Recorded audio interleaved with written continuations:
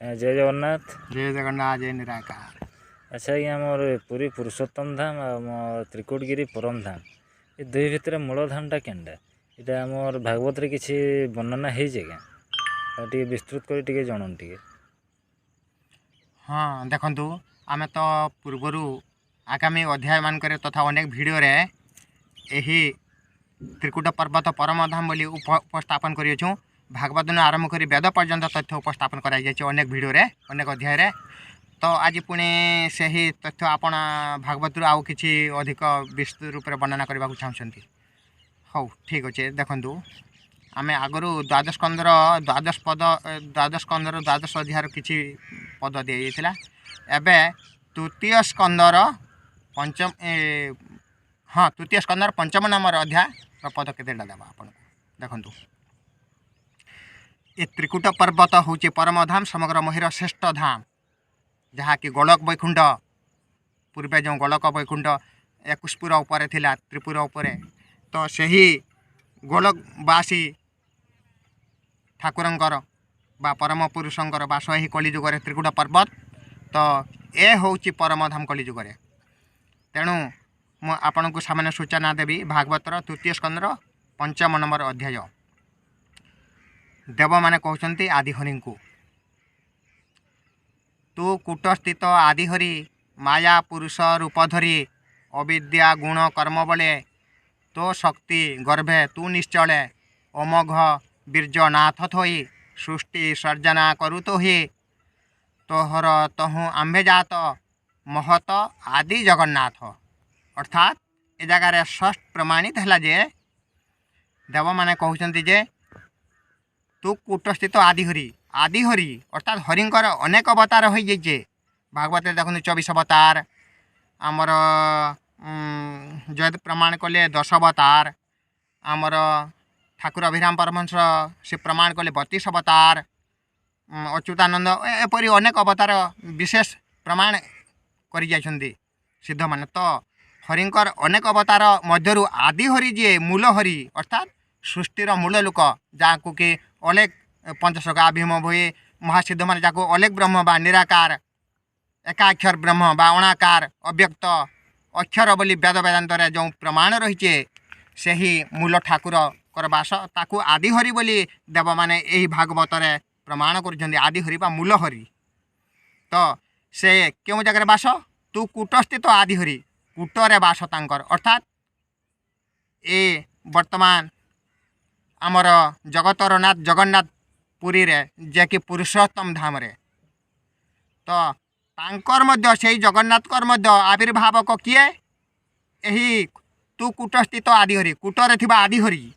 कूट बोले यही उत्कल बा ओडिशा राज्य रे गोटे कूट पर्वत जहाँकि यही त्रिकुट पर्वत यही त्रिकुट पर्वत रे आदिहरिंकर बास तो एणु से जगन्नाथकर मध्य आविर्भावक देव माने तो एठारे षष्ठ प्रमाण कले तोहर तहु आम्भे जात महत आदि जगन्नाथ देव माने कहले तुम ठानु आम्भे मध्य जन्म एवं महत आदि जगन्नाथ महत पुरुष को संगे जगन्नाथ मध्य जन्म से ही आदि हरिंग ठारू बा त्रिकुट पर्वत थिबा एकाक्षर निराकार बा अलेख ब्रह्मर अणाकार बा अव्यक्त अक्षर पुरुषंक ठारू तेणु आमर चारिधाम मध्यरु श्रेष्ठ जगन्नाथ धाम पुरुषोत्तम धाम एवं आउ गोटे धाम गुप्त रही जहाँ कि परम धाम जो कि गोलक वैकुंठर वैकुंठ पूर्वे जो थिला परम धाम से यही कलिजुगर यही त्रिकुट पर्वत ही से ही परम धाम जहाँ गुप्त धाम एवं समग्र महिर श्रेष्ठ धाम चारि धाम ऊपर ये श्रेष्ठ धाम एथिरे द्विमतर कारण नहीं कारण से ही जगत जगन्नाथंकर आविर्भावक एठारे से आदिहरि तेणु ए होचे माने परम धाम तथा आदि धाम समग्र महिर श्रेष्ठ धाम परम धाम मु श्लोकटे गीतारू मध्य उच्चारण करुच्ची जेतु अक्षरम अनिर्देश्यम अव्यक्तं पर्युपासते सर्वत्रंगं अचिंत्यम च कूटस्थ अचलम ध्रुव अर्थात सर्वत्रंगम सर्वव्यापी कूटस्थ अचलम कूट थिबा अचल रे से ठाकुरंकर बास कार अक्षरम अव्यक्त अक्षर बोले जहाँकर क्षय नहीं अव्यक्त जहाँकर किसी व्यक्त करा जाने पारे अव्यक्त अलेख अनंत अणाकार एकाक्षर से ठाकुरंकर बास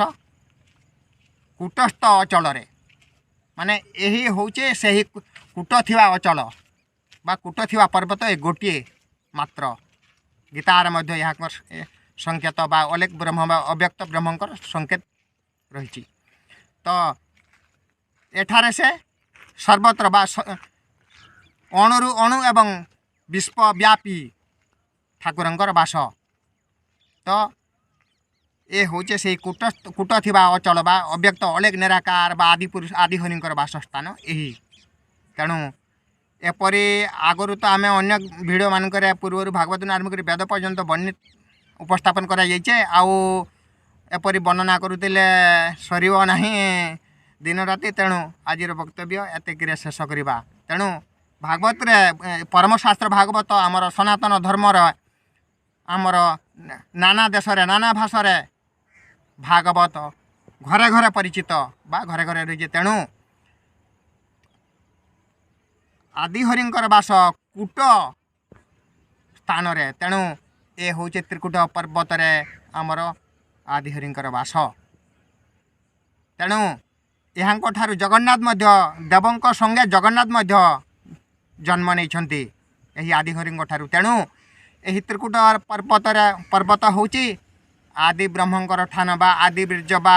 अलेख निराकार स्थान ए हूँ परम पुरुष स्थान परमात्मा बा परम ब्रह्म स्थान तेणु ए हूँ परम धाम समग्र महिर श्रेष्ठ धाम